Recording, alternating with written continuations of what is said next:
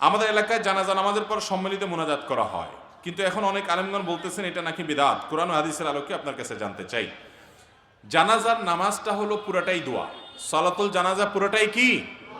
সালাতুল জানাজার প্রথম তাকবীরের পর আপনি আল্লাহর প্রশংসা সানা পেশ করেন, ফাতিহা পেশ করেন, দ্বিতীয় তাকবীরে আপনি দুরূদ পাঠ করেন, আর তৃতীয় তাকবীরে মুর্দার জন্য আপনি দোয়া করেন, তাই না?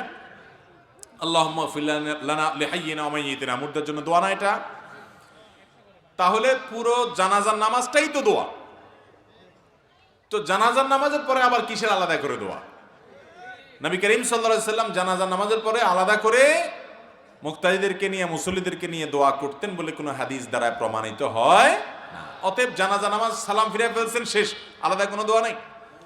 হ্যাঁ, আপনি যখন মুর্দাকে দাফন করতে যাবেন তখন কবরস্থ করার পর, কবরে রাখার পরে কেবলার দিকে হয়ে যার যার মতো করে মুর্দার জন্য দোয়া করাটা সুন্নাত। নবী করিম সাল্লাল্লাহু আলাইহি সাল্লাম দাফন করার পর বলেছেন, ইস্তাগফিরু লিআখিকুম ওয়াসালু লাহু সুবাত, তোমাদের ভাই যাকে দাফন করলা তার জন্য আল্লাহর কাছে মাপ চাও, এবং সে যেন ওই সোয়াল জবাবে ইমানের উপরে অটল থাকতে পারে, সেজন্য আল্লাহর কাছে দোয়া করো। এই জন্য দাফন করার পর কবরস্থানে, এরপর কেবলামুখী হয়ে যার যার মতো আলাদা করে আল্লাহ লোকটাকে আপনি মাফ করে দেন, তার সোয়াল জবাব সহজ করে দেন, ইমানের উপরে অটল রাখেন, এগুলো দোয়া করা তার জন্য সুন্নাত, বাস।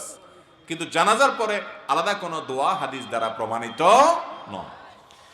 এরপরে প্রশ্ন হলো,